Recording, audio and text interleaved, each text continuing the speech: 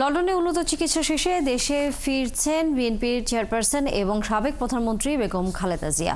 ৪ মে London সময় বিকেল ৫টায় বাংলাদেশ বিমানের একটি ফ্লাইটে ঢাকার উদ্দেশ্যে রওনা দেবেন তিনি। পরদিন সকাল ১১টায় তার বাংলাদেশে পৌঁছানোর কথা রয়েছে।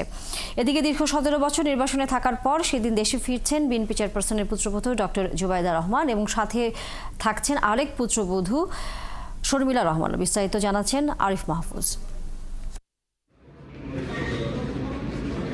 লন্ডনে চিকিৎসা শেষে ৩ মাস ২৫ দিন পর ৫ মে লন্ডন থেকে দেশে ফিরছেন বিএনপির চেয়ারপারসন ও সাবেক প্রধানমন্ত্রী বেগম খালেদা জিয়া। গত জানুয়ারি মাসের ৮ তারিখে উন্নত চিকিৎসার জন্য লন্ডনে আসেন বেগম খালেদা জিয়া। ভর্তি হন দ্য লন্ডন ক্লিনিকে বিশেষজ্ঞ চিকিৎসক প্যাট্রিক কেনেডি ও জেনিফার ক্রসের তত্ত্বাবধানে একটানা ১৮ দিন চিকিৎসা চলে সাবেক এই প্রধানমন্ত্রীর। অনেকটা সুস্থ হওয়ার পর চিকিৎসকদের পরামর্শে ছেলে তারেক রহমানের বাসায় নেওয়া হয় তাকে। সেখানে চলে বেগম জিয়ার চিকিৎসা। দলের চেয়ারপারসন লন্ডনে থাকা অবস্থায় আনন্দের মধ্যে ছিলেন যুক্তরাজ্য বিএনপির নেতাকর্মীরা। তবে প্রিয় নেত্রী দেশে ফেরাতে শূন্যতা অনুভব করছেন তারা। এতদিন আমরা যদিও ওনার চিকিৎসা, কিন্তু আমরা একটা আনন্দের মধ্যে ছিলাম যে আমাদের নেত্রী আমাদের সাথে আছেন, কিন্তু আমরা যুক্তরাজ্য বিএনপি আমরা এখন শূন্যতা ফিল করছি বা করব এখন থেকে, যে আমাদের নেত্রী, আমাদের মা, মাদার অফ ডেমোক্রেসি, এখন উনি বাংলাদেশে ফিরে যাচ্ছেন।